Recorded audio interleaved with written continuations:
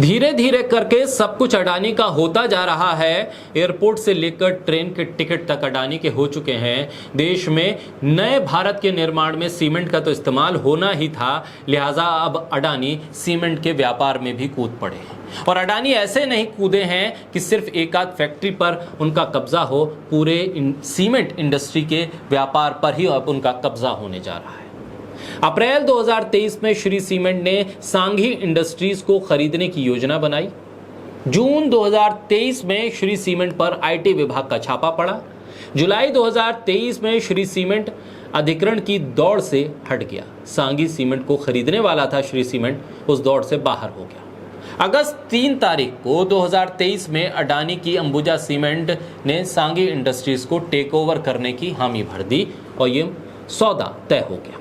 यह है पर्दे के पीछे की पूरी कहानी, जिसके केंद्र में है अडानी। गौतम अडानी ने ट्वीट करके बता दिया है कि आने वाले वक्त में वो दुगनी क्षमता के साथ सीमेंट पैदा करेंगे और पूरे भारत में सीमेंट का डिस्ट्रीब्यूशन करेंगे।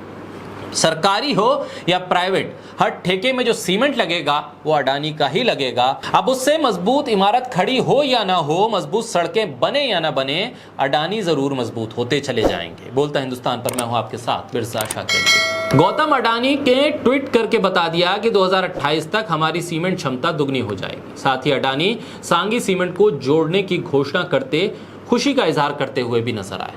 अप्रैल से जुलाई के बीच में सारा खेल हो गया, अडानी की मौज हो गई। एसीसी सीमेंट, फिर अंबुजा सीमेंट, अब सांघी इंडस्ट्रीज, जिसमें सीमेंट प्लांट और बंदरगाह शामिल हैं, अडानी ग्रुप में शामिल हो गए। अडानी ग्रुप ने एक और बड़ी डील पूरी कर ली। अंबुजा एसीसी सीमेंट ने सांघी सीमेंट का अधिग्रहण कर लिया। 5000 करोड़ में सांघी सीमेंट के अधिग्रहण की डील फाइनल हो गई। अंबुजा सीमेंट ने सांघी सीमेंट में 56.74% स्टेक खरीदा है। अंबुजा सीमेंट सांघी इंडस्ट्रीज के मौजूदा प्रमोटर समूह रवि सांघी एंड फैमिली से मेजॉरिटी स्टेक हासिल करेगी। कंपनी की ओर से जारी बयान में यह भी कह दिया गया कि इस अधिग्रहण को पूरी तरह से आंतरिक स्रोतों से फंड किया जाएगा। जून 2023 में श्री सीमेंट पर 230 अरब रुपए यानी 2.81 अरब डॉलर की कर चोरी का आरोप लगा। कंपनी के शेयरों में गिरावट आ गई। श्री सीमेंट ने हर साल कर भुगतान में 1200 से 1400 करोड़ रुपए की हेराफेरी की, ऐसे आरोप लगे। ये वही समय था जब श्री सीमेंट सांघी सीमेंट को खरीदने की तैयारी में था, लेकिन सांघी को खरीदने वालों की लिस्ट में अडानी का नाम भी शामिल था। इसलिए कोई और कैसे इसका अधिग्रहण कर सकता था। सांघी सीमेंट की वैल्यूएशन 6 से 7 हजार करोड़ की मानी जा रही थी।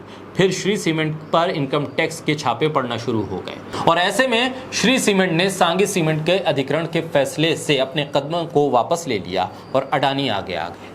और जो वैल्यूएशन 6 से 7 हजार करोड़ की थी, उससे अडानी ने 5000 करोड़ में टेक ओवर कर लिया।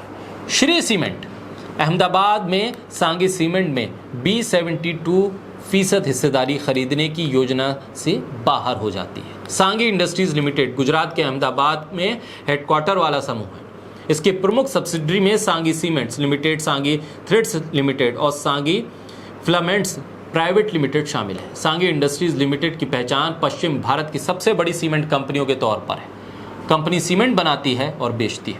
जनवरी में हिंडनबर्ग की रिपोर्ट आने के बाद गौतम अडानी की खरीदारी पर ब्रेक लग गया था, लेकिन एक बार फिर अडानी ने शॉपिंग शुरू कर दी है। धीरे धीरे रफ्तार पकड़ रही है। हाल ही में अडानी ने ट्रेन टिकट बुकिंग प्लेटफॉर्म ट्रेनमैन को भी खरीदा है और अब सीमेंट की दुनिया में भी कदम रख दिया है। यानी अडानी हर एक बीते दिन के साथ 2 कदम आगे चल रहे हैं। सरकार के साथ जितने भी सौदे हैं, अब अडानी के लिए वो मुनाफे वाले भी हो सकते हैं, क्योंकि अडानी अब हर क्षेत्र पर छा रहे हैं।